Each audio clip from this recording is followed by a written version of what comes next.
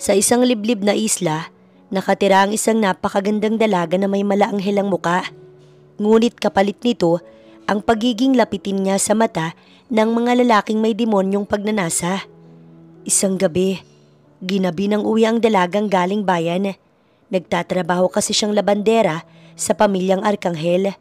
Habang binabaybay ang daan pa uwi, naramdaman niyang may sasakyan na sumusunod sa kanya.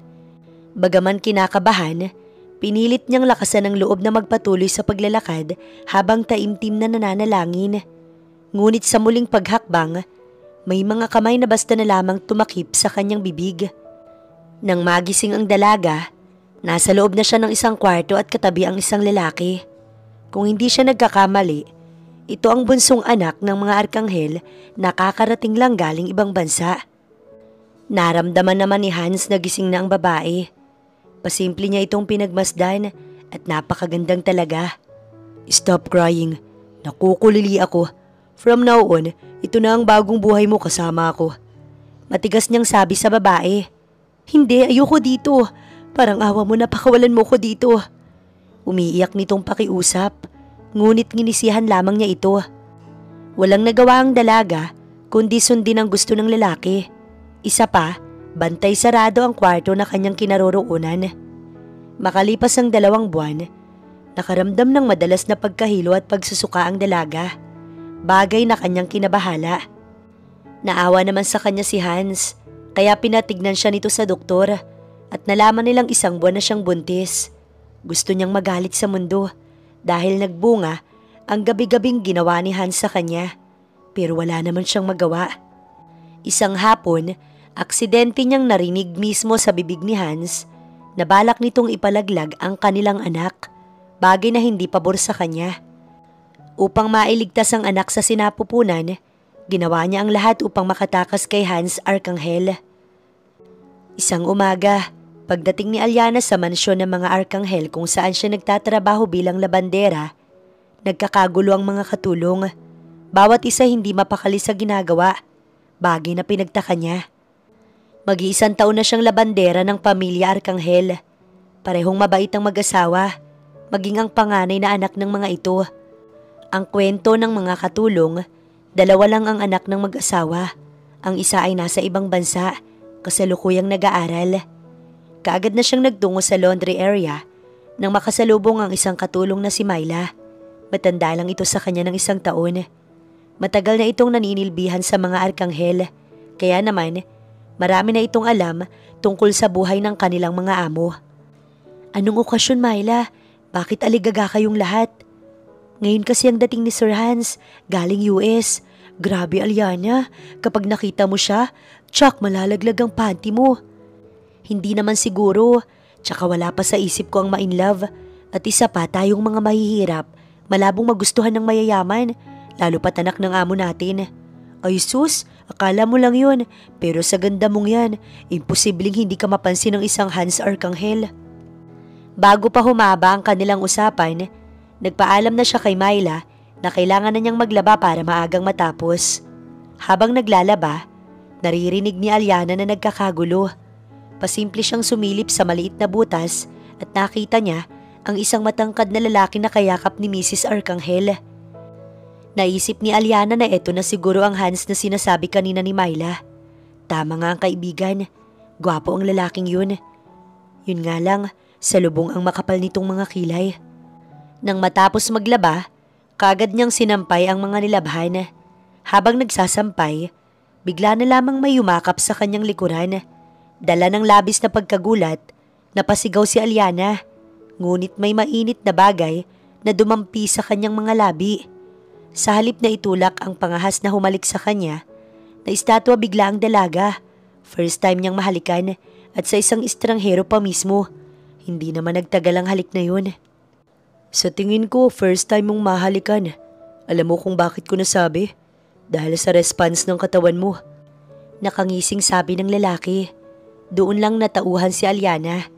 Napatingin siya bigla sa lalaking nagsalita, sa lalaking nangahas na halikan siya nang walang paalam. "Sir Hans?" Naisatinig na lamang ng dalaga. "Wow, kilala mo na pala ako, Miss Beautiful. So ikaw pala ang bagong labandera namin dito sa mansyon. Alam mo, masyado kang maganda para maging labandera lang. Sayang ang ganda mo, kung hindi pakikinabangan. Makahulugan itong sabi. Pasensya na po sir, pero kabilin-bilinan ng mga magulang ninyo na bawal kaming makipag-usap kapag oras ng trabaho. At bukod dun, gusto ko sanang sabihin na wag nyo nang uulitin ang ginawa nyong paghalik sa akin. Magalang na sabi ng dalaga bago iniwan ng anak ng amo. Naikwento ni Aliana kay Myla ang ginawang paghalik sa kanya ni Sir Hans. Bagay na kinakilig nito. Talaga Aliana? Hinalikan ka ni Sir Hans? Ano namang lasa ng labi niya? Matamis ba? Masarap bang humalik ang isang Hans Arcangel? Sunod-sunod nitong tanong sa kanya. Hindi ko alam. Sa totoo lang, hindi ko nagustuhan ang ginawang kapanghasan sa akin ni Sir Hans.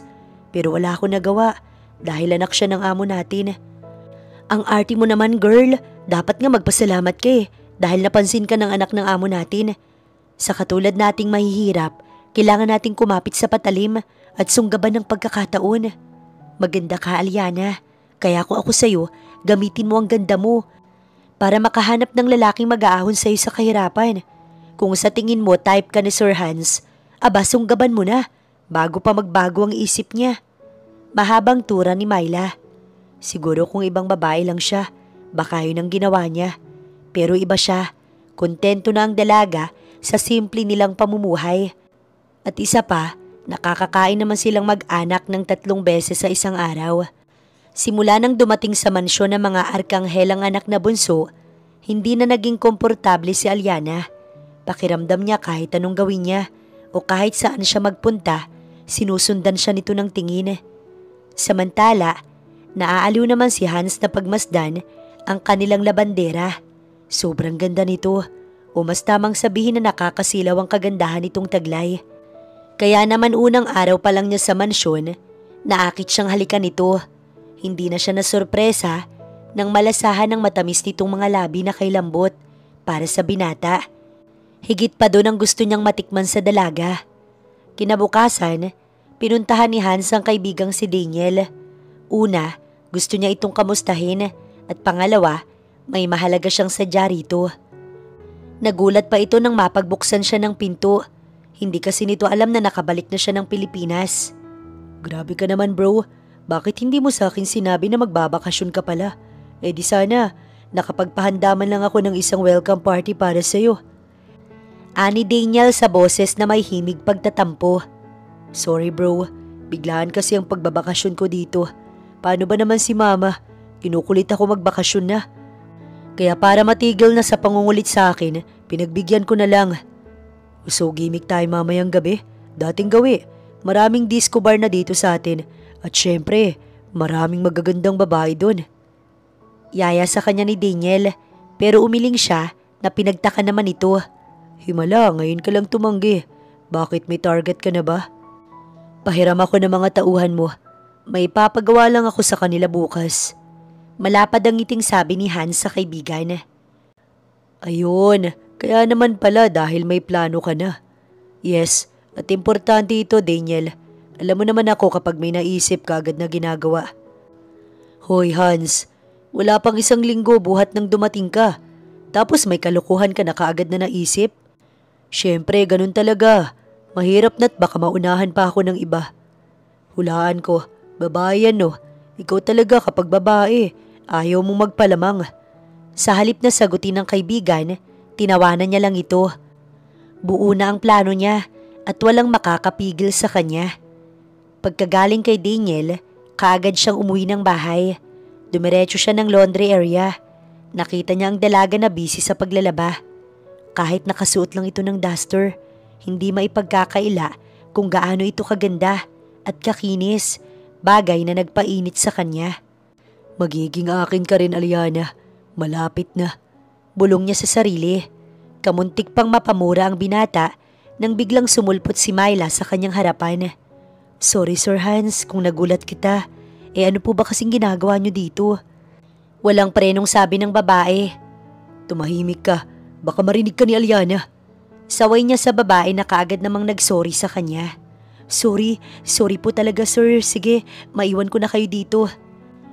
Akmang tatalikuran na sana siya ni Myla nang pigilan niya ito. Bakit po sir? May iuutos po ba kayo sa akin? Mamaya kapag natapos maglabas si Aliana, paakyatin mo siya sa kwarto ko. May mga damit akong palalabhan sa kanya. Sabi niya sa babae sa seryosong boses. Okay po sir, yun lang po ba? Tango lamang ang isinagot niya sa babae tsaka ito iniwan. Kakatapos lang magsampay ni Aliana. Nang lapitan siya ni Myla. Sinabi nitong pinapaakyat siya ni Sir Hans sa kwarto nito. Nakaramdam ng pag-aalinlangan ng dalaga. Hindi pa rin kasi niya nakakalimutan ang ginawa nitong paghalik sa kanya. Nanginginig ang kamay ni Aliana na kumatok sa pinto. Hindi naman nagtagal at bumukas yun. Iniluwa si Hans. Niluwagan nito ang pinto para siya'y makapasok. Ngunit nanatili lamang na nakatayo ang dalaga. Bakit hindi ka pa pumapasok sa loob? Tila nayayamot nitong sabi sa kanya. Kasi sir, kakalaba ko lang ng maruruming damit nyo tapos… Bakit mas marunong ka pa sa akin ha? Anak ako ng amo mo kaya susundin mo ang lahat ng sasabihin ko. Bawal magreklamo. Nasa banyo ang maruruming damit at gusto ko dun mo yun labhan. Naiintindihan mo? Hindi naman po sa nagrereklamo. Sinasabi ko lang ang totoo na… Shut up. Pumasok ka na sa loob. Umpisahan mo nang maglaba. Ayoko ng labanderang aanga-anga. Kahit nagdadalawang isip, sinunod na lamang niya ang utos ni Hans. Pumasok siya ng kwarto at dumiretso ng banyo. Nanlaki pa ang kanyang mga mata nang makitang dalawang laundry basket ang naroon. Kahit pagod na pagod, kailangan niyang tapusin ang labahin dahil baka magalit ito sa kanya. Magdidilim na nang matapos siya sa paglalaba, kaya naman ginabi siya ng uwi. Pagdating ng bahay, kaagad siyang sinalubong ng kanyang ina na may pag-aalala ang muka. Bakit ngayon ka lang, Aliana? Anong oras na? Kaagad nitong sabi nang makaupo siya sa upuang kawayan. Paano ba naman inang? Yung anak ni Mrs. Arcangel, pinaglaba ko ng sandamakmak na labahin. Pakiramdam ko nga sinasadya niyang pahirapan ako eh. Himutok ng dalaga. Aba, hindi yun tama anak. Ang usapan ninyo ni Mrs. Arcangel, 3 beses ka lang maglalabas sa kanila sa loob ng 1 linggo. Wala sa usapan na pahihirapan ka ng anak niya. Tapos wala namang dagdag ang sweldo mo. Dagdag pang sabi ng inang niya. Tama naman ang sinabi ng inang niya. Kaya naisip ni Aliana na bukas kakausapin niya si Mrs. Arcangel. Isusumbong niya ang magaling nitong anak na pinahirapan siya. Kinabukasan pagpasok sa mansyon, kaagad niyang hinanap si Mrs. Arcangel. Kakausapin niya ito tungkol sa anak nito. Ngunit turong timing pala, paalis kasi ang mag-asawa. Myla, saan pupunta sina Mrs. Arcangel? Bakit parang nagmamadali yata sila? Nagtatakang tanong ng dalaga sa kaibigan. Luluwas ng Maynila, may emergency. Nasunog kasi ang isang factory ng kanilang mga sapatos. May factory ng mga sapatos ang mga Arcangel. Bukod doon, may malawak ding farm ang mga ito sa kanilang bayan. Kilala ang pamilya Arcangel na pinakamayaman sa kanilang lugar. Ganun ba? Kaya pala nagmamadali silang umalis. Sige Myla, punta na ako sa laundry area. Paalam niya sa kaibigan. Nagtaka pa si Aliana pagpasok ng laundry area. Ang inaasahan kasi niya, konti na lang ang lalabhan ngayong araw. Kakalaba lang kasi niya kahapon. Pero 3 malalaking laundry basket ang naroon na puno ng maruruming damit. May kasama pang mga bedsheet, punda, towel at kurtina. Gustuhin man niyang magreklamo, hindi pwede. Mahirap na baka mawalan pa siya ng trabaho at yun ang hindi pwede. Mabuti na lang kahit papaano. Malaki ang pasahod sa kanya ni Mrs. Arcangel. Nang araw na yun, ginabi ng uwi si Aliana dahil sa dami ng kanyang nilabhan at pagkatapos maglaba, sinunod naman niya ang mga plantsahin. Sa halip na sumakay ng jeep, naglalakad lamang siya pa uwi. Sayang kasi ang pamasahe, tsaka safe naman sa kanilang lugar kahit gabi. Halos magkakilala lang kasi ang mga nakatira roon.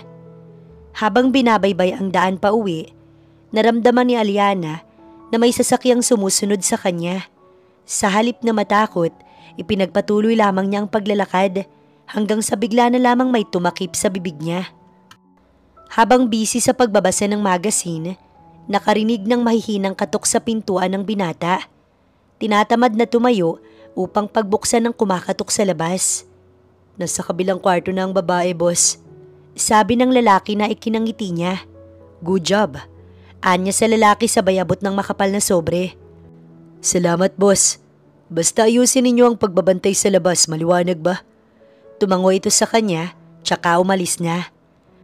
Pagkaalis ng lalaki, kaagad niyang pinuntahan sa kabilang kwarto si Aliana. Dahan-dahan niya itong nilapitan sa kama at pinagmasdang mabuti. Tulog na tulog ito, marahil epekto ng pinaamoy ng mga tauhan ni Daniel. Naglanding ang tingin niya sa labi nito. Sa wakas, magiging akin ka na rin, Aliana. Wala ka na magagawa kundi sundin ang lahat ng gusto ko. Kausap niya sa dalagang natutulog. Sumampa siya ng kama at sinimulan na niyang gawin ang kanyang pakay. Nang gabing yun, walang sawa niyang inangkin si Aliana hanggang sa makaramdam ng pagod at hilahin ng antok. Nagising si Aliana na masakit ang buong katawan, lalo na ang bagay na iyon sa kanya. Nalabis naman niyang pinagtaka. Ngunit naagaw ang pansin niya nang mapansing wala siya sa kanyang kwarto, kundi nasa ibang kwarto. Doon niya naalala ang nangyaring may taong bigla na lamang tumakip sa bibig niya, dahilan upang mawalan siya ng malay. Dahil sa naalala, mabilis siyang bumangon. Ngunit natigil ang dalaga nang makita ang lalaking katabi sa kama. Doon lamang niya naramdaman na wala siyang kahit na ano sa katawan, maliban sa makapal na kumot na nakatakip sa kanya. Good morning, Aliana. Ani Hans nang makitang gising na ang dalaga. Sa halip na sagutin ang pagbati niya, tinignan siya nito ng masama. Hayop ka? Anong ginawa mo sa akin? Ano pa? Di pinaramdam ko sa iyo ang langit. Oops, sorry. Hindi mo pala naramdaman dahil tulog na tulog ka last night. Hindi bali mamaya na lamang. Tugon niya rito na may kasamang ngisi. Walang iya ka, demonyo ka! Sigaw ng dalaga. Whatever. Kahit ano pang sabihin mo, wala ka na magagawa. Nakuha na kita, Aliana, at akin ka na. Hindi ako papayag. Akmang babangon na sana ang dalaga nang mabilis niya itong hawakan sa isang kamay na ikinaaray naman ito. Simula ngayong araw dito ka natitira kasama ako. Sa ayaw at sa gusto mo, sa akin ka na. Pasisiyahin mo ako araw at gabi. Mariin niyang sabi. Bakit mo ba ito ginagawa sa akin? Ano bang naging kasalanan ko sa iyo para ganituhin mo ko? Ang gusto ko lang naman ay magtrabaho at kumita ng pera. Bakit kailangan ko itong sapitin sa mga kamay mo? Pwede ba, Aliana, tigilan mo ko? Walang silbi ang mga luhang yan. Kahit umiyak ka pa ng dugo, hindi na maibabalik ang nasira na. Nakuha na kita.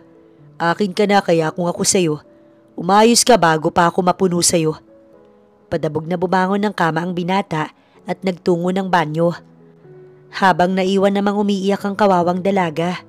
Hanggang ngayon, hindi pa rin makapaniwala na wala na ang kanyang iniingatan. Kinuha siya ng anak ng kanyang amo. Samantala, nag-aalala naman ang mga magulang ni Aliana dahil magdamag siyang hindi umuwi ng bahay. Kaya naman kaagad silang napasugod sa mansyon ng mga arkanghel upang hanapin ang anak nila. Nanlulumo ang mag-asawa nang makausap si Myla at sabihin itong wala doon si Aliana na umuwi ito kagabi. Mahabaging langit, saan nagpunta ang anak natin? Bakit hindi siya umuwi kagabi? Naiiyak na tanong ni Aling Ligaya sa asawa. Magdasal tayo, Ligaya, na sana ligtas ang anak natin, na sana malayo siya sa kapahamakan. Wika naman ni Mang Damian. Hindi ako matatahimik hanggat hindi natin nakikita ang anak natin. Ang mabuti pa siguro, Damian, maghiwalay tayo sa paghanap kay Aliana. Magtatanong-tanong na rin, baka may nakakita sa kanya kagabi. Mungkahi ni Aling Ligaya na sinang-ayunan naman ng asawa. Hinanap nga ng mag-asawa si Aliana. Halos malibot na nila ang buong bayan ng San Antonio. Ngunit bigo silang makita ang anak nilang si Aliana. Wala ding makapagsabi kung nasaan ang anak nila. Dahil sa nangyari, napilitan ng mag-asawa na i-report na sa mga kinauukulan ang pagkawala ng kanilang anak na kaagad namang inaksyonan. Samantala, sinubukan ni Aliana na takasan si Hans, ngunit nakalak ang kwarto. Nang silipin niya sa labas, may 3 lalaki nagbabantay na sa tingin niya tauhan ng binata. Diyos ko, parang awa niyo na. Tulungan niyo ako makatakas kay Hans. Ayoko dito, gusto ko nang umuwi sa amin. Baka nag-aalala na sa akin ang mga magulang ko. Nang biglang bumukas ang pinto, si Hans ito, may dalang pagkain. Inilagay nito sa maliit na table na naroon ng pagkaing dala. Kumain ka na. Kagabi ka pa hindi kumakain. Kailangan mo ng lakas at may gagawin tayo mamaya. Pauwiin mo na ako sa amin. Pangako, hindi ako magsusumbong sa mga pulis. Basta pauwiin mo lang ako. Nakikiusap pang sabi niya rito. Ano ko, uto-uto? Dito ka lang sa kwartong to hanggat hindi ako nagsasawa sa'yo. Huwag mo kong pangunahan sa mga desisyon ko. Ako ang magsasabi sa'yo kung kailan kita pa uuwiin. Maliwanag ba sa'yo? Nakikiusap ako sa'yo. Kahit ano'y gagawin ko, pauwiin mo lang ako sa amin. Pakiusap pa ni Aliana. Talaga, Aliana? Kahit ano gagawin mo? Nanguuyam niyang tanong sa dalaga. Oo, kahit ano. Basta pauwiin mo lang ako sa amin. Maawa ka sa akin. Ako lang ang inaasahan ng mga magulang ko. Ayoko mag-alala sila sa akin. Madali naman akong kausap, Aliana. Basta gagawin mong lahat ng ipag-uutos ko sa'yo. Gusto ko, sayawan mo ko ngayon din.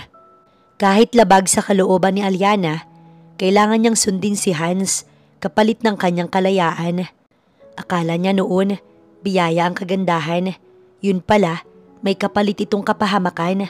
Kung alam lang niya na ganito ang sasapitin, mas gugustuhin na lang niyang maging pangit kaysa ganito na maganda nga siya, pero kapahamakan naman ang naghihintay sa kanya. Nagulat pa ang dalaga nang sigawan siya ni Hans na halos ikabingi niya. Ano ba, Aliana? Ayusin mo naman ang ginagawa mo. Kung gusto mo ng kalayaan, pues umayos ka. Kailangan mo kong mapasaya ayon sa gusto ko. Kahit hindi marunong sumayaw, pinilit ni Aliana ang sarili. Ngunit sadyang hindi niya makuha ang gusto ng binata. Nagulat na lamang ang dalaga nang hilahin siya nito at basta na lamang inihiga sa kama. Marahas siya nitong kinuyumos ng halik sa mga labi na halos hindi na siya makahinga sa paraan ng paghalik nito. Kahit anong pagpupumiglas ang gawin, sadyang malakas ito sa kanya. Awang-awa ang dalaga sa sarili ng mga sandaling yun. Bakit ganun? Naging mabuti naman siyang anak at kaibigan. Bakit kailangan niya itong sapitin sa kamay ni Hans Arcangel? Napakaganda mo talaga, Aliana. Hayaan mo kong sambahin ka. Hayaan mo kong iparamdam sa iyo ang langit. Bulong nito sa kanya. Sa halip na tutulan ito sa ginagawa, hinayaan niya na lamang. Umaasa kasi siyang tutupad ito sa kanilang usapan. Nang matapos, bigla na lamang siya nitong binuhat patungo sa banyo. At doon ay muli nilang ginawa ang bagay na iyon. Hinding-hindi ako magsasawa sa iyo, Aliana. Akin ka lang. Ngayong tapos ka na, pwede na ba akong umalis? Wika ng dalaga pagkatapos magayos ng sarili. Sa tingin mo talaga, Aliana, papayagan kitang umuwi sa inyo?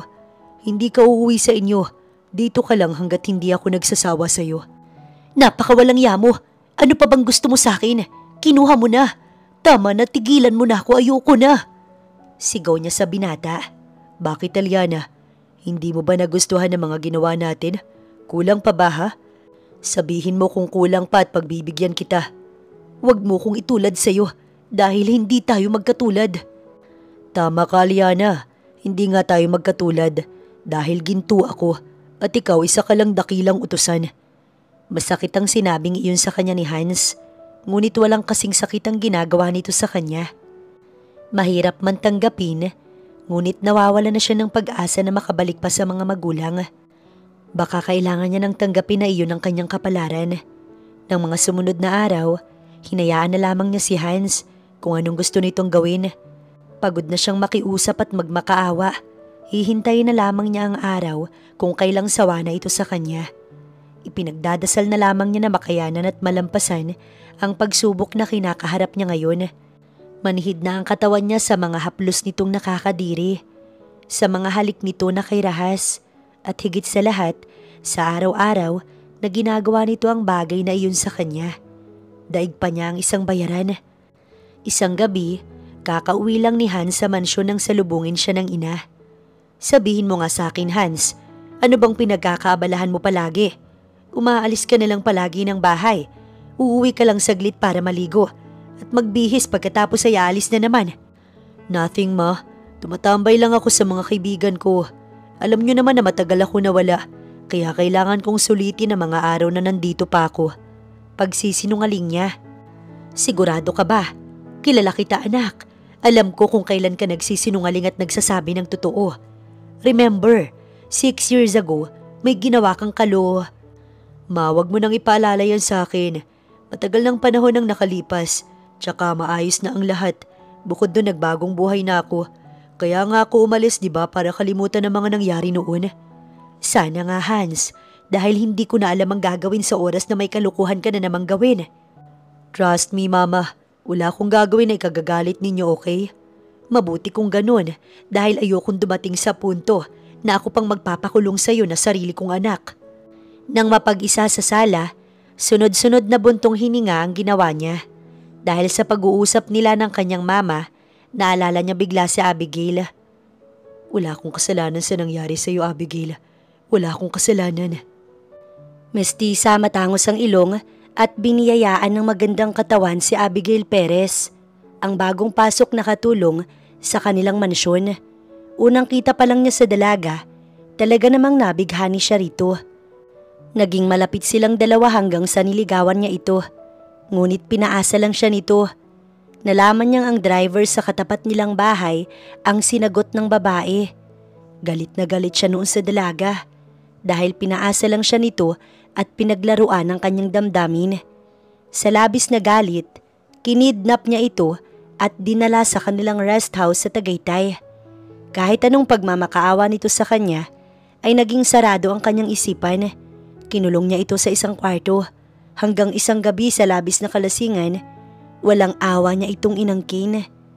Galit na galit ang dalaga sa ginawa niya. Nagkasagutan silang dalawa hanggang sa nagdilim ang paningin niya at nasakal niya ito na naging dahilan ng pagkamatay ni Abigail. Doon lang siya nagising sa katotohanan na nawala siya sa kanyang sarili kaya nagawa niya ang bagay na iyon. Minahal niya ng sobra si Abigail. Ngunit pinaasa lang siya nito at pinagmukhang tanga. Binalak siyang ipakulong ng mga magulang ni Abigail.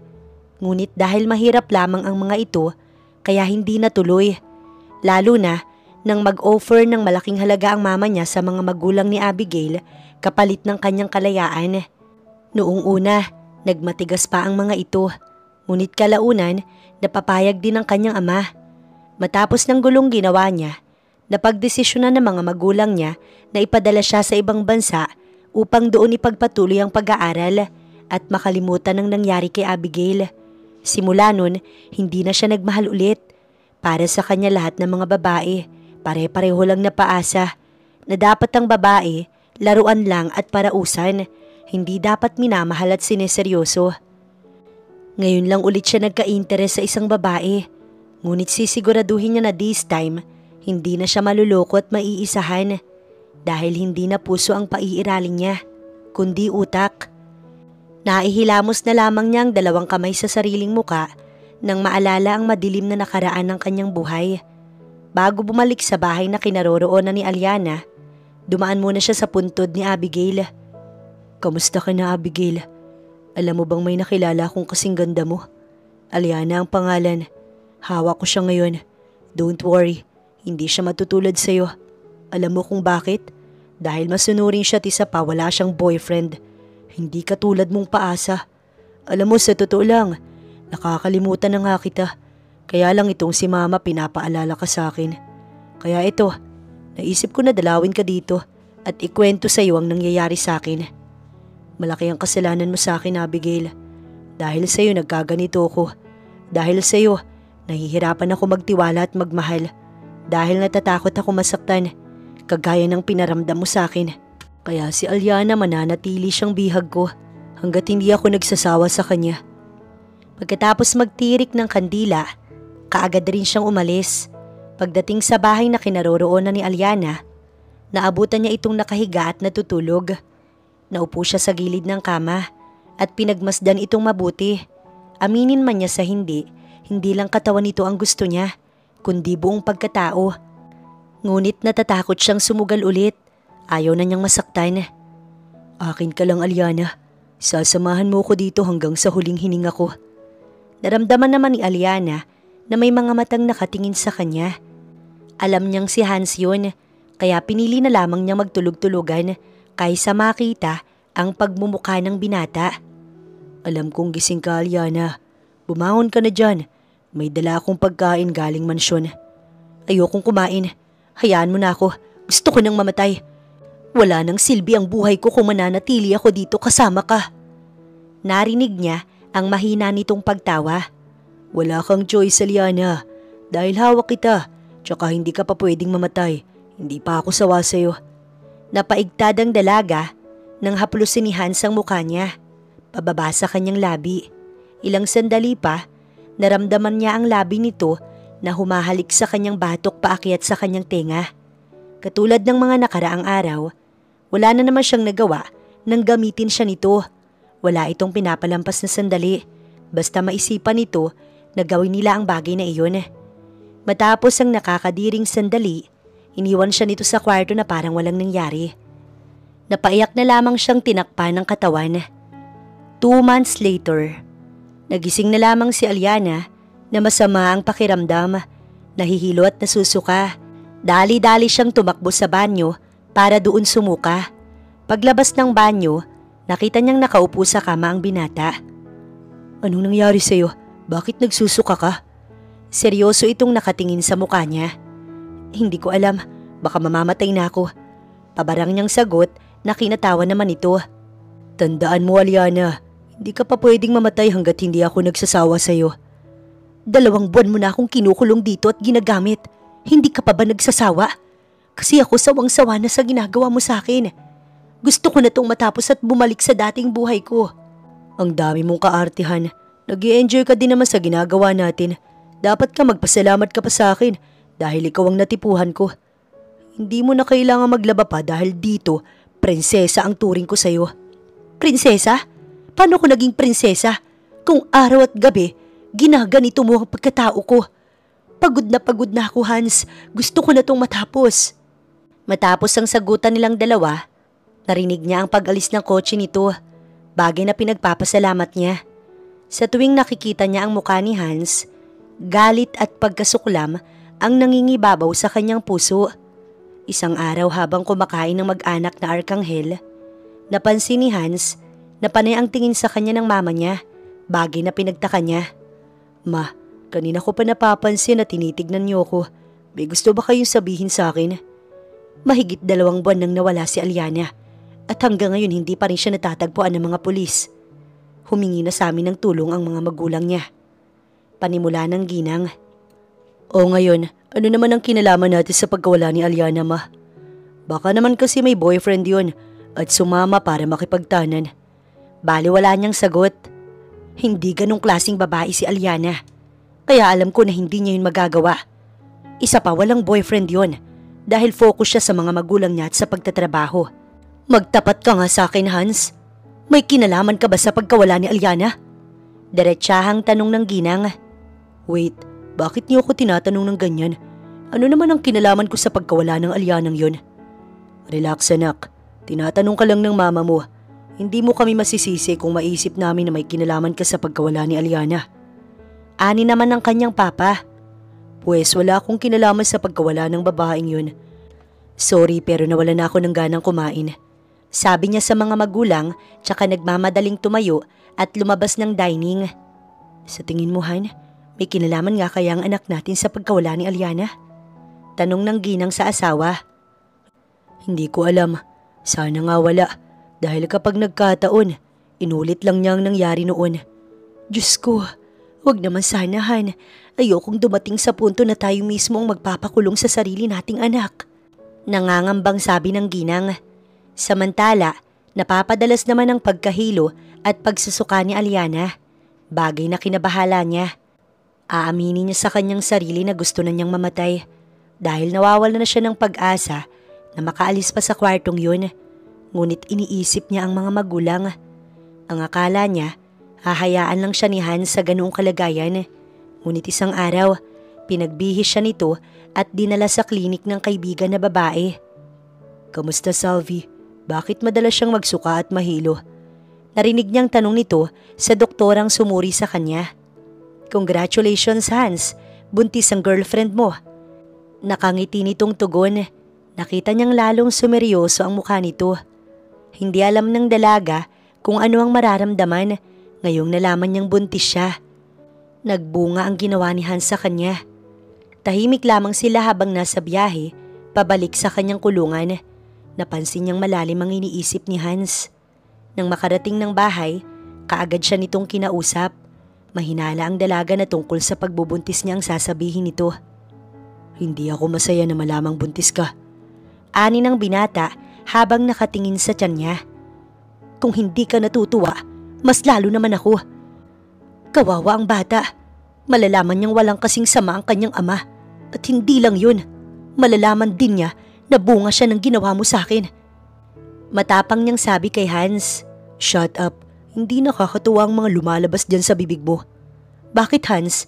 Masakit bang marinig ang katotohanan tungkol sa'yo? Totoo naman di ba? Bunga to ng mga pinaggagawa mo sa akin. Kung ako lang ang masusunod, ayokong mabuntis tapos ikaw pa ang ama. Masasaktan lang ang bata kapag nalaman niya kung gaano kasama ang ama niya. Pero wala akong choice dahil nandito na to. May choice ka, Aliana. Kailangang mawala ng batang yan sa lalong madaling panahon. Ayokong maging sagabal siya sa mga plano ko. Mariin itong sabi na kinalaki ng mga mata ni Aliana. Anong sinasabi mo? Hindi kita maintindihan. Ipapalaglag natin ang batang yan sa sinapupunan mo. Anong sabi mo? Tamang narinig mo, Aliana. Total pareho naman tayo ng gusto. Hindi ako papayag sa gusto mong mangyari. Napakasama mo, Hans. Pati sarili mong anak gusto mong patayin. Dahil yun ang tamang gawin. Ano bang kinagagalit mo? Di ba ayaw mo rin naman sa batang yan? So bakit ganyan ka kung makapag-react sa akin? Wala akong sinabi na ayoko sa batang to. Ang sinasabi ko, naaawa ko sa bata sa oras na malaman niya kung gaano kasama ang ama niya. Pero hindi sumagi sa isipan ko na ipalaglag ang sarili kong anak. Wala ka magagawa, Liana. Nakapagdesisyon na ako at yun ang masusunod. Tsaka siya nito tinalikuran at lumabas ng kwarto. Naiwang naiiyak ang dalaga. Hindi alam kung anong gagawin sa sitwasyong kinakaharap ngayon. Alam niyang hindi nagbibiro si Hans sa sinabi nito. Napakawalang puso nitong tao, pati sariling anak gustong burahin sa mundo. Huwag kang mag-alala, anak. Hindi papayag si inay sa gustong mangyari ng walang yamong ama. Pinapangako ko sa iyo, tatakas tayo dito at kapag nangyari yun, pupunta tayo sa malayong lugar, sa lugar na hindi tayo mahanap ni Hans Arcangel. Kung noon, nawawala na siya ng pag-asa na makakatakas pa sa kwartong yun, ngayon ay nabuhayan siya ng loob. Alang-alang sa kanyang anak, pipilitin niyang lumaban at maging matapang. Kinagabihan, niyaya ni Hans si Daniel na magtungo sa disco bar. Gusto niyang uminom. Kinuwento niya ang tungkol sa pagbubuntis ni Aliana. So anong plano mo ngayon? Pakakasalan mo ba itong si Aliana? Ako magpapakasal? No way. May iba akong plano at plano kong ipalaglag ang anak namin. Sabi niya sa kaibigan, sabay tungga ng alak. What? Are you out of your mind? Anak mo yun, Hans. Dugot laman tapos gusto mong ipalaglag? Hindi naman makapaniwalang sabi ni Daniel. Anong gusto mong gawin ko? Buhayin ko yung bata tapos ano? Iiwan ako ni Aliana at pagkatapos, malalaman niya pagdating na araw na ang ama niya minsan ay nakapatay ng tao. Yun bang gusto mong mangyari, ha, Daniel? Kung ayaw mong kamuhian ka ng anak mo pagdating ng araw, ngayon pa lang magbago ka na. Itama mo ang mga pagkakamali mo. Pakawalan mo si Aliana, ibalik mo siya sa mga magulang niya. Ipakita mo sa kanya na kaya mong magbago. Malay mo mapatawad ka niya at mahalin. Eh di may chance nang mabuo kayo bilang isang buong pamilya. Nasasabi mo lang yan dahil hindi ikaw ang nasa sitwasyon ko. Kahit ano pang sabihin mo sa akin, buo na ang desisyon ko at yun ang masusunod. Bahala ka, choice mo yan. Sana lang hindi mo pagsisihan pagdating ng araw. Naiiling na sabi ni Daniel sa kaibigan. Dahil sa kalasingan, kaya naman sa mansyon na inihatid ni Daniel ang kaibigan. Tsaka hindi rin naman niya alam kung saan ito nag-i-stay kasama si Aliana. Samantala madaling araw na, wala pa rin si Hans, bagay na pinagtataka ni Aliana. Sa tingin niya, umayon sa kanyang pagkakataon. Sumilip siya sa bintana, nakita niyang tulog ang mga tauhan nito. Dahan-dahan niyang pinihit ang doorknob, napangiti siya nang malamang hindi iyon nakalak. Kapit ka lang anak, lalayo na tayo sa lugar na to, hindi na tayo magkikita ng walang yamong ama. Pupunta tayo sa lugar kung saan tayo magiging ligtas. Tuluyan na nga niyang pinihit ang doorknob hanggang sa bumukas ito. Dahan-dahan ng bawat kilos. Takot na makalikha ng ingay. Kulang na lang, hindi siya huminga sa sobrang takot na baka magising ang tauhan ng lalaking bantay. Nang makalabas ng gate, doon lamang siya nakahinga ng maluwag. Lakad takbo ang kanyang ginawa. Gusto niyang makalayo sa lugar na yun. Ngunit sa kanyang pagtawid, isang rumaragas ang sasakyan ng paparating. Huli na nang siya'y umiwas. Tumilapon ang katawan niya sa talahiban. Bago tuluyang nawala ng malay, isang lalaki ang lumapit sa kanya. Hinawakan nito ang kanyang leeg. Kinabukasan, galit na galit si Hans nang malamang nakatakas si Aliana. Walang awa niyang binugbog ang 3 tauhan ni Daniel hanggang sa mahimasmasan siya. Kayong 3, hanapin ninyo si Aliana at ibalik niyo siya dito. Dahil kung hindi, papatayin ko kayong lahat kasama ang mga pamilya ninyo. Banta niya sa mga ito. Tumango naman ang 3 lalaki bago kumaripas ng takbo. Galit na pinagsisisipa niya ang mga upuan habang nakakuyom ang 2 kamao. Kung inaakala mong matatakasan mo ko, Aliana, nagkakamali ka. Ibabalik kita dito at sasamahan mo ko hanggang sa pagtanda natin. Anang isipan niya.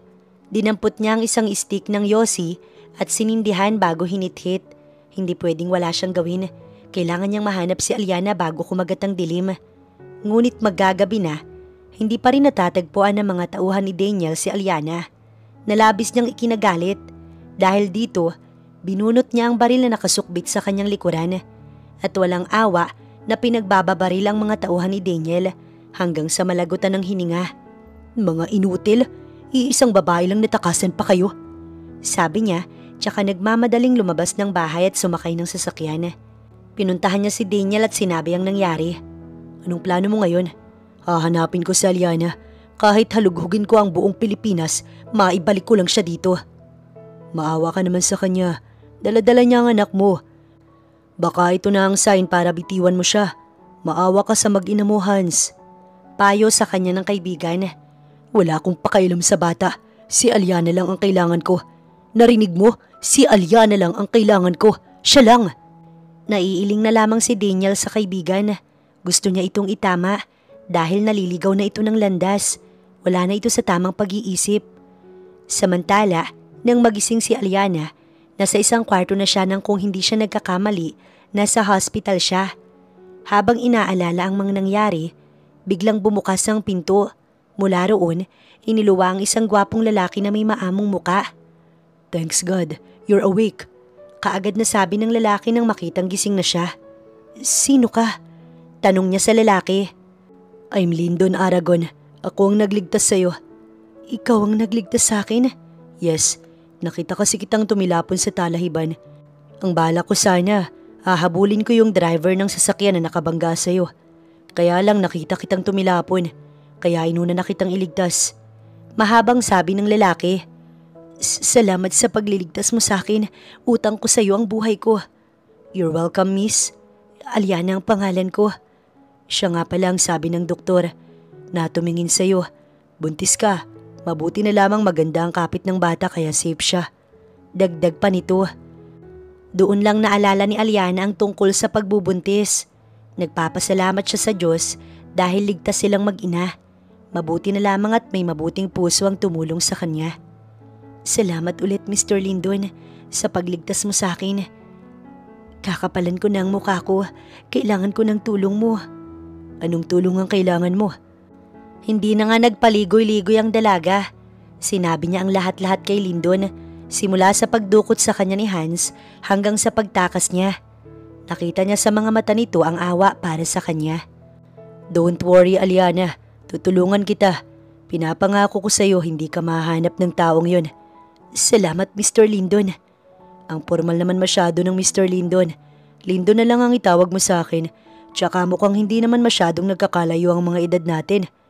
Kinabukasan, nakalabas na ng hospital si Aliana. Katulad ng ipinangako sa kanya ni Lyndon, isinama siya nito sa bahay nito. Napahanga pa siya ng mapagmasdan ng bahay. Mas malaki ito sa bahay ng mga arkanghel. Sa bagay, unang kita pa lang niya sa lalaki. Nahalata na niyang mayaman. Welcome sa aking bahay, Aliana. Feel at home. Ani Lindon na may ngiti sa mga labi. Huwag kang mag-alala, Lindon.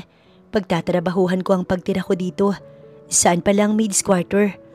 Natawa naman ito sa kanyang sinabi. Bisita kita, Aliana. Tsaka hindi ka nandito para magtrabaho. Halika, sasamahan kita sa guest room. Guest room? Yes, dun ka matutulog sa guest room. Ayaw mo ba? Hindi ako bagay dun. Sa maid's quarter na lang ako matutulog. Tsaka nakakahiya sa asawa mo sa mga magulang mo. Ako lang ang nakatira dito. Nasa ibang bansa ang magulang ko. May katulong ako pero uwian siya tuwing gabi. Ayaw ko kasing may ibang tao dito. Ganun ba? Nakakahiya naman sa'yo kung dito ako titira. Ganung ayaw mo pala ng ibang tao dito sa bahay mo. It's okay. Hindi naman yan big deal sa akin. Kahit nag-aalangan, pumayag na lang si Aliana na ang guest room ang magiging kwarto niya doon. Ilang araw pa lang niyang nakikilala si Lindon, ramdam niya kaagad na mabuti itong tao, malayo kay Hans Arcangel na demonyo ang pagkatao. Katulad ng sinabi ni Lindon, hindi nga siya nito tinratong katulong, kundi bisita at kaibigan.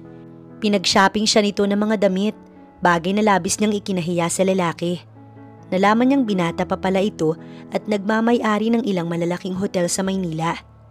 Samantala, ilang buwan na ang nakakalipas, ngunit ayaw pa rin tumigil ni Hans sa paghahanap. Umupa na ito ng private investigator na siyang maghahanap sa dalaga. Hindi siya makakapayag na hindi maibalik sa kanya si Aliana. Kahit anong mangyari, hindi siya susuko, kahit maubos pa ang lahat ng pera niya. Nasaan ka na ba, Aliana? Saan ka nagsuot? Bakit hindi kita mahanap-hanap? Galit niyang tanong sa sarili habang panay ang hit-hit ng yosi. Pagsapit ng tanghali, sinubukan niyang puntahan ang tirahan ni na Aliana. Nagbabaka sakaling nakauwi na ito sa mga magulang, ngunit sarado ang bahay ng mga ito. Naglakas loob siyang magtanong sa babaeng nadaanan. Excuse me, Ale. Magandang araw po, sir. Ano po ang sa atin? Itatanong ko lang sana kung nasaan ang nakatira dyan. Turo niya sa bahay ni na Aliana. Sila Aling Ligaya po ba? Wala na sila dyan. Magtatatlong linggo na silang umalis. Ang chismis ay sinundo ng anak nilang si Aliana at sa Maynilad na titira. Kwento ng babae. Anong sabi mo? Sinundo ni Aliana mga magulang niya? Nanlalaki ang mga matang tanong niya sa babae. Opo sir, yun ang sabi ng mga kapitbahay namin dito. At eto pa sir, mukhang nakapangasawa ng mayaman si Aliana. No, hindi pwedeng mag-asawa si Aliana. Sa akin lang siya. Alam niyo ba kung saan nakatira ngayon sina Aliana? Hindi po. Hindi naman siya nakausap eh. Yung plate number ng sasakyan, natatandaan niyo ba? Ay, hindi po sir. Kung sakaling makita niyo si Aliana o umuwi siya dito, tawagan niyo kaagad ako. May pabuya kayo sa akin. Ibinigay niya sa babae ang telephone number ng kanilang bahay para mabilis siya nitong makontak. Hindi siya makakapayag na magkakaroon ng asawa si Aliana. Dahil sa kanya lang ito, siya lang ang pwedeng makinabang sa dalaga. Walang kasing sayang nararamdaman ni Aliana dahil sa wakas, kasama na ulit niya ang mga magulang sa tulong ni Lindon. Kinuwento niya sa mga ito ang sinapit sa kamay ni Hans Arcangel. Galit na galit ang mga magulang niya kay Hans. Gusto ng mga ito na ipakulong ang binata upang pagbayaran ang ginawa nito sa kanya. Kahit siya man, yun din ang gustong mangyari, ang makita itong nakakulong at pinagbabayaran ng mga kasalanan sa kanya. Ngunit mahirap kalaban ang mga Arkanghel. Mayaman ang mga ito, samantalang sila, isang hamak na dukha lang. Wala silang laban, baka baliktarin pa ni Hans ang kwento at siya pa ang lumabas na masama. Ang tahimik mo naman dito, ano ba ang iniisip mo? Napalingon si Aliana nang magsalita sa kanyang likuran si Lindon. Naupo ito sa katapat niyang upuan. Nagtataka lang kasi ako sa tiyan ko, parang masyadong malaki, 4 na buwan pa lang naman si baby. Ikaw kasi ayaw mo pang magpa-check up para malaman natin ang sagot sa tanong mong yan, tsaka para mabigyan ka ng tamang mga vitamins. Nakakahiya na kasi sa'yo, Lindon. Ang dami mo nang naitulong sa akin at nagastos, tapos pati ba naman itong pagbubuntis ko iaasa ko pa sa'yo? Wala yun, maliit na bagay. Basta nandito lang ako, Aliana, kapag kailangan mo ng tulong ko. Salamat, Lindon. Napakabuti ng kalooban mo. Mapalad ang babaeng mamahalin mo. Siyempre naman. Tsaka swerte dahil ang gwapo ko. Biro nito. Halika na nga sa loob. Pumasok na tayo. Mahamog na, baka mahamugan kayong mag-ina. yaya sa kanya ng binata. Habang lumilipas ang mga araw at buwan, napapansin ni Aliana na mas lalong lumalaki ang tiyan niya. Hindi angkop ang laki para sa 7 buwan na buntis. Dahil dito, napilitan siyang pumayag sa alok ni Lindo na magpa-check up sa isang magaling na obigaini at kasabay nito upang malaman kung ano ang gender ng kanyang baby. Halos hindi sila makapaniwalang lahat nang sabihin ng doktor na hindi lang isa ang baby niya, kundi 5. Hindi tuloy alam ni Aliana kung anong mararamdaman sa nalamang iyon. Bukod doon, nalaman din nila ang gender ng mga ito, 4 na lalaki at 1 babae. Naalala bigla ni Aliana si Hans nang sabihin nitong balak ipalaglag ang kanilang anak. Kung hindi pala siya nakatakas sa poder ni Hans, 5 inosenteng sanggol ang tatanggalan nito ng karapatang mabuhay sa mundo. Nagpapasalamat siya sa Panginoon dahil hindi nito hinayaan na mapahamak silang mag-iina sa kamay ni Hans Arcangel. Pagkagaling ng klinik, niyaya silang kumain ni Lindon sa isang sikat na Filipino restaurant upang i-celebrate ang good news na nalaman. Simula nang malaman ni Aliana na 5 sanggol ang pinagbubuntis niya, mas dobling pag-iingat ang ginawa niya. Excited na siyang masilayan ang mga ito. Bukod doon, may mga pangalan na rin siyang nakahanda para sa mga anak. Hindi nagtagal, sumapit ang araw ng kanyang panganganak. Sa awa ng Diyos at sa dasal ng mga magulang, ligtas niyang nailabas ang mga anak. Nanggigilid ang mga luha ni Aliana nang makita ang mga anak dahil ang cute ng mga ito, lalo na ang kanyang prinsesa. Pinagmasdan niyang mabuti ang mga ito. Hindi maipagkakailang anak ito ni Hans. Ayaw na sana niyang maalala ang mukha nito, pero anong magagawa niya? Malakas pala ang dugo nito. Makalipas ang 2 araw, nakalabas rin kaagad ng hospital si Aliana. Nagtaka pa sila pag uwi ng bahay nang makita ang 5 babaeng nakaupo. Sino sila, Lindon? Nagtataka niyang tanong sa binata. Sila ang magiging yaya ng mga anak mo. Anong sabi mo? Yaya ng mga anak ko? Ulit niya sa sinabi ni Lindon. Yes, Lindon, sobra-sobra na ito. Hindi ko na ito matatanggap. Ang laki na nang naitulong mo sa akin, sa aming buong pamilya. Hayaan mo lang ako sa ginagawa ko, Aliana. Masaya ako na makatulong sa'yo. Tsaka kung ikaw ang mag-aalaga sa kanila, mahihirapan ka at ayaw kitang mahirapan. Kahit nahihiya, tinanggap na lamang niya ang gusto ni Lindon. Ang totoo niyan, hiyang-hiya na talaga siya rito. Simula nang matagpuan siya nito, wala na itong ginawa kundi siya ay tulungan. Binigyan ito ng trabaho ang mga magulang kahit na hindi niya sinasabi. At ngayon pati mga anak niya, ito rin ang umaako ng responsibilidad na dapat sana si Hans ang gumagawa. Isang tanghali habang kumakain sila, bigla na lamang lumapit ang isang katulong at sinabing may lalaking naghahanap sa kanya sa labas. Nang tanungin niya kung sino ang pangalan, ay halos manginig ang buong katawan niya. Hindi pa siya handang harapin si Hans. Hindi pa siya handang makita ulit ito. Masyado pang sariwa ang sugat na ginawa nito sa kanya. Anong gagawin ko, Lindon? Haharapin ko pa ba siya? Paano kaya niya ako natuntun dito? Nagpapanik na sabi ni Aliana. Relax, Aliana. Walang mangyayari. Hindi ka niya makukuha dahil nandito ko tipagtatanggol kita laban sa kanya. Maybe panahon na upang harapin mo ang bangungot ng iyong nakaraan. Hindi ka makakausad sa buhay kung patuloy kang matatakot sa kanya. Kailangan mong maging matapang, alang-alang sa mga anak mo, sa mga magulang mo at sa akin. Nandito ko, Aliana. Hindi ako papayag na mapahamak ka. Gagawin ko ang lahat upang maprotektahan ka. Madamdamin nitong sabi. Salamat, Lindon, sa pagpapalakas ng loob mo sa akin. Paano na lang ako kung wala ka dito sa tabi ko? Baka… Shh! Huwag kang mag-iisip ng kung ano-ano. Alam mo ba kung bakit tayo pinagtagpo ng tadhana? Dahil ako ang magiging savior mo. Ako ang magiging sandalan mo. Dahil sa mga sinabi ni Lindon, lakas loob niyang hinarap si Hans. Wala pa ring pagbabago sa binata. Amoy pa rin ito ng amoy demonyo. Ngumiti ito nang siya'y makita. Hinagod siya nito ng tingin mula ulo hanggang talampakan. Ngunit hindi siya nagpasindak. Kailangan niyang maging matapang sa harapan nito. Alam mo ba na mag-iisang taon na kitang hinahanap? Tapos malalaman ko dito ka lang pala matatagpuan. Bakit, Aliana? Pinagpalit mo na ba ako kay Lindon? Madilim ang mukhang tanong nito kay Aliana. Walang tayo, Hans, alam mo yan. Kaya wag kang umasta dyan na niloko kita. Matapang niyang saad sa binata. Wala ngang tayo, pero simula nang matikman kita naging akin ka na. Tapos tatakasan mo ko at ipagpapalit sa kumag na yan. Turo nito kay Lyndon na ngayon ay palapit na sa kanilang kinaroroonan. Ano naman sa'yo kung ipinagpalit kita kay Lyndon? At least siya, anak ng Diyos. Ikaw, anak ka ng demonyo. Tama na, Hans. Tigilan mo na ako. Tama na ang kasamaan. Hindi ka ba napapagod sa ginagawa mo? Kasi ako, pagod na. Sigaw niya sa pagmumukha nito. Kung gusto mong tumigil ako at magbago, sumama ka sa akin, Aliana. Ikaw lang ang kailangan ko. Hindi sa'yo sasama si Aliana. Sabay pa silang napalingon nang magsalita si Lyndon sa kanilang likuran. At sino ka para pigilan ako sa gusto ko? Matapang na sagot ni Hans kay Lyndon. Sa tingin mo ba talaga sasama sa'yo si Aliana pagkatapos ng mga ginawa mo sa kanya? Dito lang si Aliana sa bahay ko at hindi mo siya pwedeng kunin. Oras na magpumilit ka, mapipilitan akong i-report ka sa mga pulis. Banta ni Lyndon, ngunit tinawanan lamang ito ni Hans.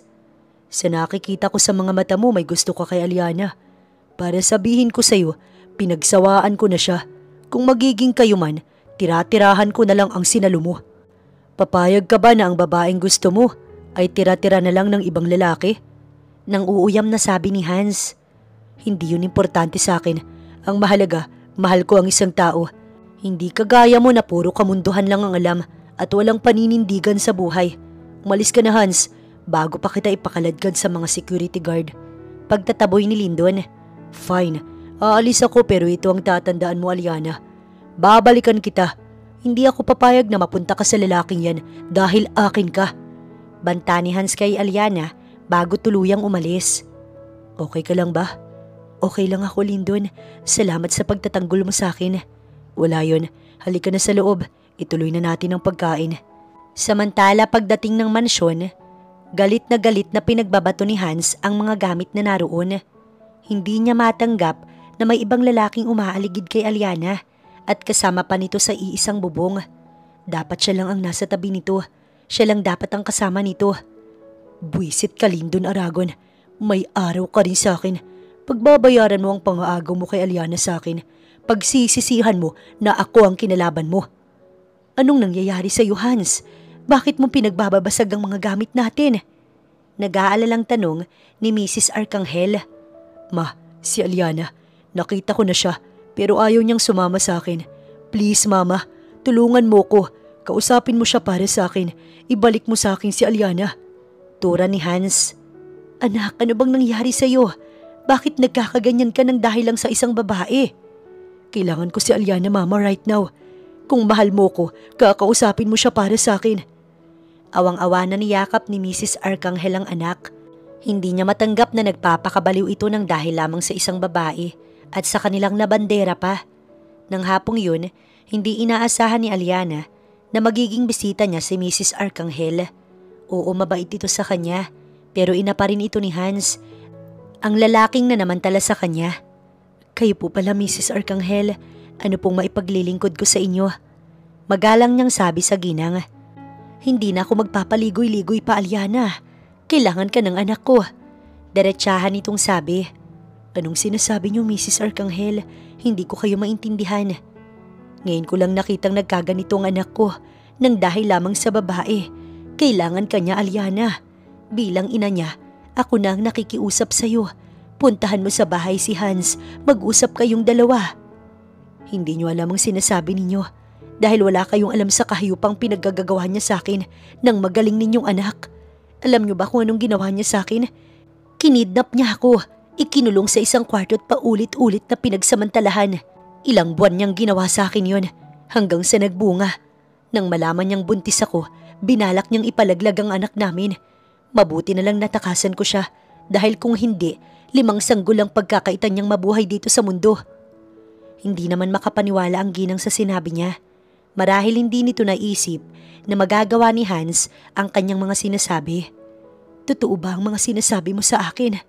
Tila hindi naniniwala ang ginang sa kanyang sinasabi. Hindi ako nagsisinungaling. Hindi ako sinungaling na tao, Mrs. Arcangel. Bakit hindi ninyo tanungin ang magaling ninyong anak na magkaalaman? Hamon ni Aliana sa ginang. Kung totoo ang mga sinasabi mo, ako na ang humihingi ng tawad. Sana mapatawad mo si Hans. Marahil kaya niya nagawa ang mga bagay na yon dahil sa labis na pagmamahal. Pagmamahal? Hindi pagmamahal ang tawag doon dahil ang totoong pagmamahal nakahandang maghintay. Nakahandang paghirapan at higit sa lahat, hindi gugustuhin na masaktan at pahirapan ng taong minamahal. Kung mahal niyo si Hans, hindi niyo siya kukonsintihin sa maling gawain niya. Tulungan niyo ako, Mrs. Arcangel, na makamit ang hustisya. Gusto kong pagbayaran ni Hans ang mga ginawa niya sa akin. Sinasabi mo ba na ipakulong ko ang sarili kong anak? Walang masama kung gagawin niyo yun, Mrs. Arcangel. At least ginawa ninyo ang tama. Parang awa niyo na. Alang-alang sa mga apo ninyo. Mga apo ko? Tumango siya sa ginang. Dinala niya ang ginang sa nursery room kung saan naroroon ang mga anak niya. Hindi naman ito makapaniwala nang makita ang 5 sanggol na nasa loob ng crib. Sila ang bunga ng pinaggagawa sa akin ni Hans. Kaya sana naman, Mrs. Arcangel, gawin ninyo ang tama alang-alang sa mga apo ninyo. Hindi ito kumibo, nanatili lamang itong nakatingin sa mga anak niyang nakangiti. Habang nasa biyahe pa uwi ng mansyon, hindi mawala-wala sa isipan ng ginang ang mga sinabi ni Aliana. Gusto niyang malaman ang katotohanan. Pagkarating ng mansyon, kaagad niyang pinuntahan sa kwarto si Hans. Ngumiti ito nang siya ay makita. Kamusta ang lakad mo, Mama? Napapayag mo ba si Aliana? May sinabi sa akin si Aliana tungkol sa ginawa mo sa kanya. Totoo ba na kinidnap mo siya at pinagsamantalahan? Sumagot ka, Hans. Tinatanong kita. Sigaw ng ginang. Gusto niyong malaman ng totoo? Oo, Mama. Totoo ang sinasabi ni Aliana. Kinidnap ko siya at inangkin ko siya.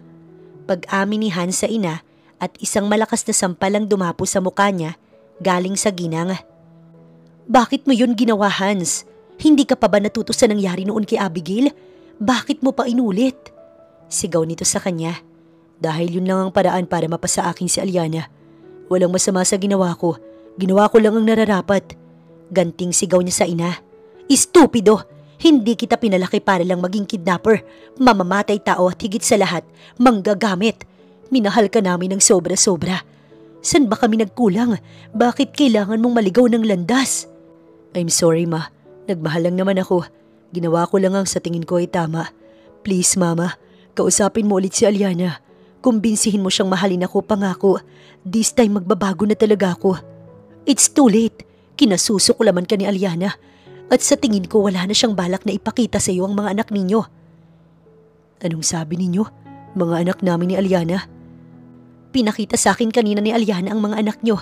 Hindi lang isa kundi 5 sanggol na balak mo sanang patayin. Hans, mga anak mo yun. Bakit pati sila gusto mo ring patayin? Natigilan naman si Hans. Buong akala niya nakunan si Aliana. Yun pala, buhay ang anak nila. Hindi lang isa kundi 5 sanggol ang bunga ng kanilang pagsasama. Napangiti siya nang ma-imagine ang mukha ng kanilang mga anak. Ngayon pa lang, excited na siyang makita ang mga ito. Magbago ka na, anak. Alang-alang sa mga apo ko na anak mo. Pakiusap ng ginang. Yes, Ma. Magbabago na ako. Pupuntahan ko ngayon si Aliana. Gusto kong makita ang mga anak namin. Mabilis niyang dinampot ang susi ng sasakyan at nagmamadaling sumakay ng kotse. Excited na siyang makita ang mga ito at mayakap. Pagdating ng bahay ni Lyndon, si Aliana na mismo ang sumalubong sa kanya. Mukhang alam nitong darating siya. Sinasabi ko na nga ba't darating ka, Hans? Bakit? Nasabi na ba sa'yo ng mama mo ang tungkol sa mga anak natin? Gusto kong makita ang mga anak natin, Aliana. Gusto ko silang mayakap. Wow! Kay dalingbig kasi ng mga katagang mga anak natin. Pero noong nasa sinapupunan ko pa lang sila, gustong-gusto mo silang patayin. Wala kang anak, Hans. Simula nang binalak mong patayin sila, tinanggalan na kita ng karapatan. Makakaalis ka na at wag na wag ka nang babalik dito. Please, Aliana, hayaan mo naman ako na makita sila. Kahit sandali lang, ako pa rin ang ama nila at may karapatan ako sa kanila. Wala kang karapatan sa kanila dahil masama kang tao. Kahit anong gawin mong pakiusap sa akin, hindi mo sila makikita. At ngayon pa lang, kalimutan mong may mga anak ka. Palalakihin ko silang mabuting tao at hindi nila malalaman na ikaw ang ama nila. Ano to, Aliana? Gumaganti ka sa akin dahil sa ginawa ko sa'yo? Mga anak ko sila at may karapatan ako. Hindi ako papayag na tanggalan mo ko ng karapatan sa sarili kong mga anak. Wala akong pakailam kung pumayag ka man o hindi sa bagay na ito. Ako ang masusunod dahil ako ang ina. Kung gusto mong makita ang mga anak natin, pwes ipakulong mo ang sarili mo. Sumuko ka sa mga pulis at pagbayaran mo ang lahat ng mga kasalanan mo sa akin. Baka sakaling kilalanin ka pa nilang ama pagdating ng araw. Walang nagawa si Hans nang talikuran siya ni Aliana at pagsaraduhan ng pinto. Naiwan siyang nanlulumo at inalala ang mga kasamaang nagawa niya.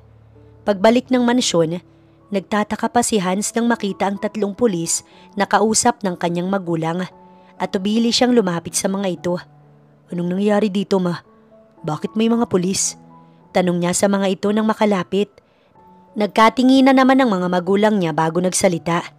I'm sorry anak, pero kailangan namin itong gawin para sa ikabubuti nating lahat.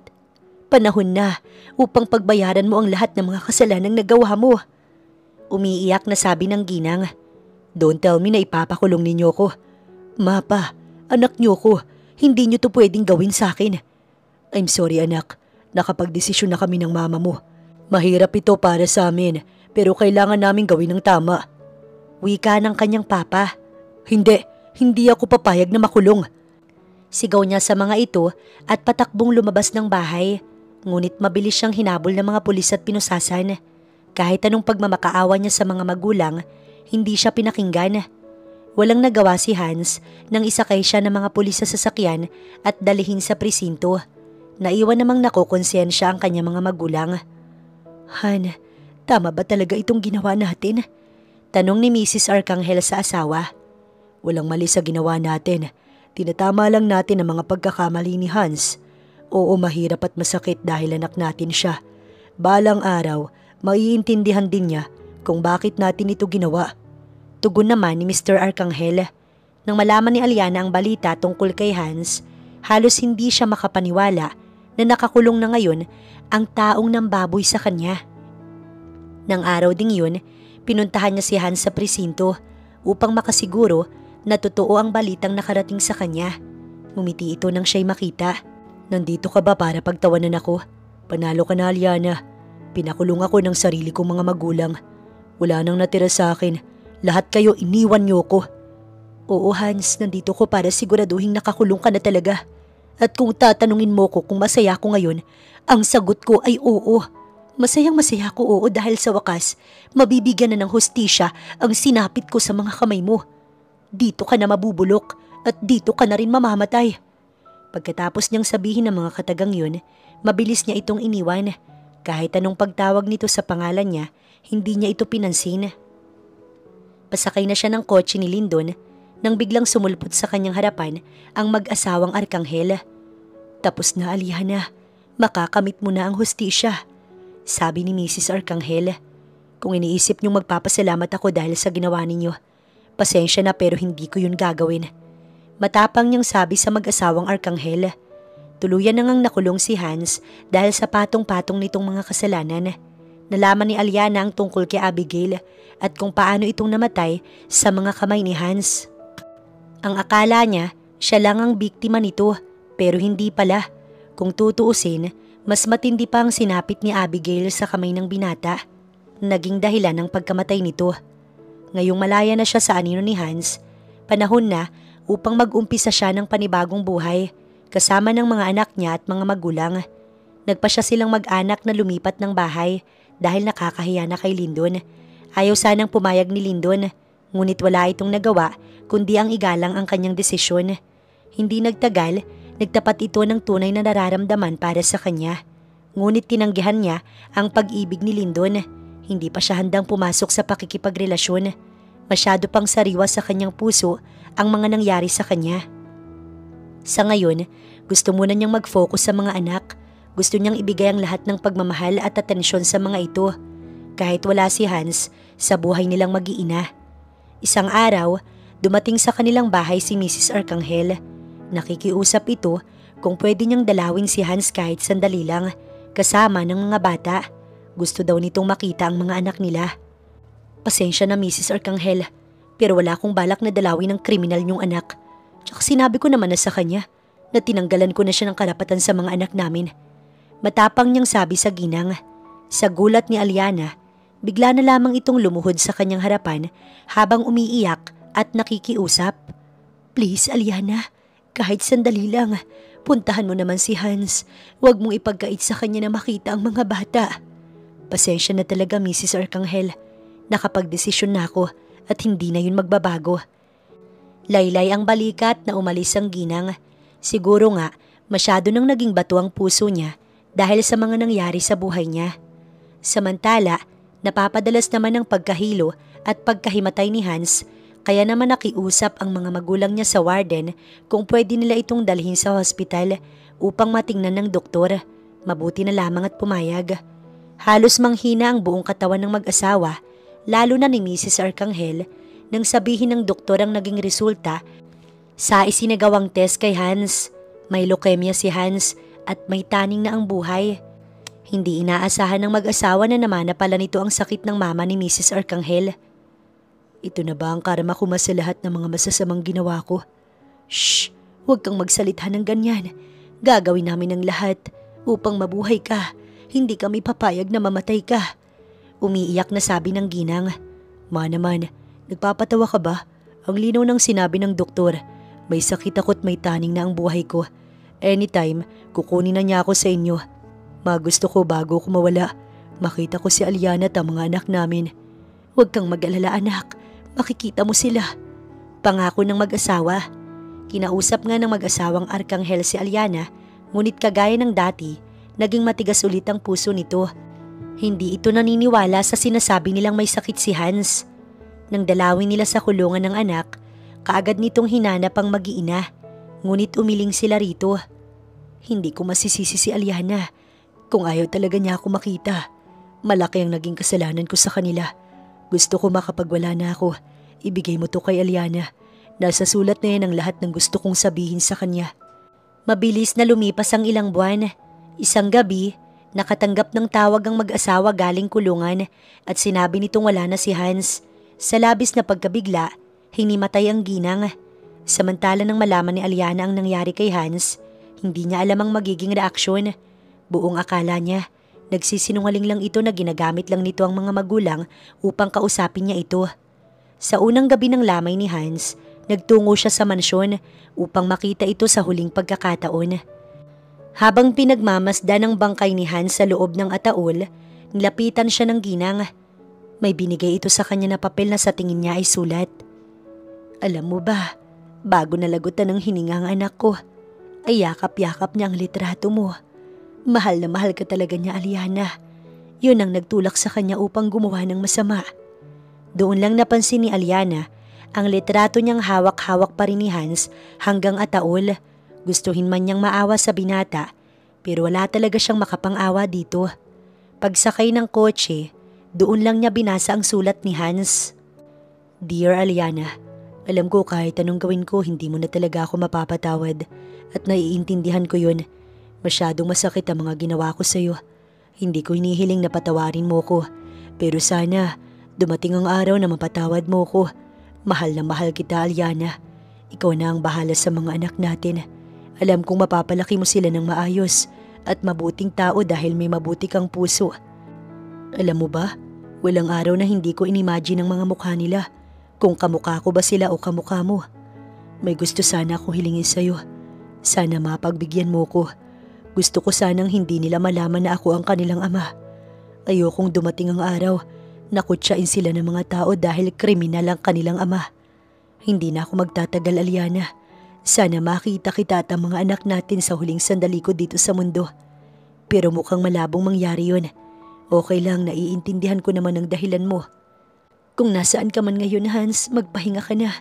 Pasensya ka na kung hindi ko pa rin maibibigay sa iyo ang kapatawaran ko. Makalipas ang 3 taon, masayang ikinasal sina Aliana at Lyndon. Wala nang mahihiling si Aliana dahil natagpuan na niya ang lalaking magmamahal sa kanya ng totoo. Tanggap siya nito ng buong buo kasama ang mga anak niya. Si Lyndon na nga ang kinilalang ama ng mga anak niya. Katulad ng hiniling ni Hans, mananatiling lihim kung sino ang tunay na ama ng mga ito. Kamusta ka na, Hans? Pasensya ka na kung ngayon lang kita nadalaw dito. Alam mo naman busy ako sa mga anak natin. Gusto ko sa iyong sabihin na naghilom na ang sugat ko dito sa puso. Pinapatawad na kita, Hans. Sana maging payapa ka na dyan. Huwag kang mag-alala. Mananatiling lihim ang tungkol sa iyo. Hindi malalaman ng mga bata na ikaw ang tunay nilang ama. Masaya sila na si Lindo nang nakilala nilang ama. May ngiti sa labing nilisa ni Aliana ang puntod ni Hans. Ngayon ay maluwag na ang kanyang dibdib dahil napatawad niya na ito.